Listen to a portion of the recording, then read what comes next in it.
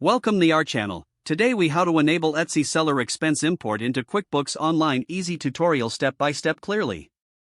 To enable Etsy seller expense import into QuickBooks Online, start by logging into your Etsy account. Navigate to the Shop Manager from the main dashboard.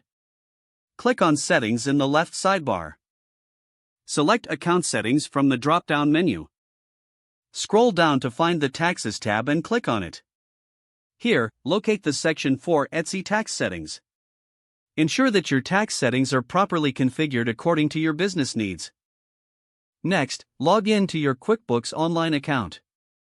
On the left side menu, click on Apps. In the Apps section, use the search bar to find Etsy. Select the Etsy app when it appears in the search results. Click the Get App Now button to begin the integration process. Follow the prompts to authorize QuickBooks Online to access your Etsy account. Once authorized, you will be guided to select the data that should be imported. Make sure to choose the option for importing expenses related to your Etsy sales. After confirming your selection, finalize the integration setup. Once the integration is complete, return to QuickBooks Online. In your dashboard, navigate to the Expenses tab. Here, you should now see Etsy-related expenses listed.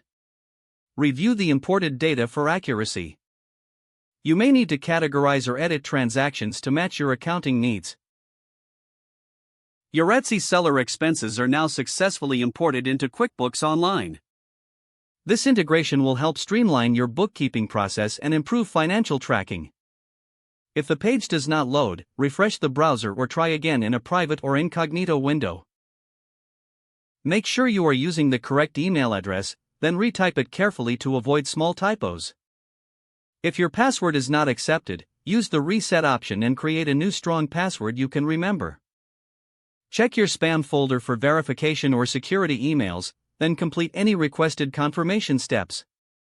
Enable two-factor authentication if available to improve account security and reduce unauthorized access risk. After signing in, review your profile details so your contact information and settings are accurate and current.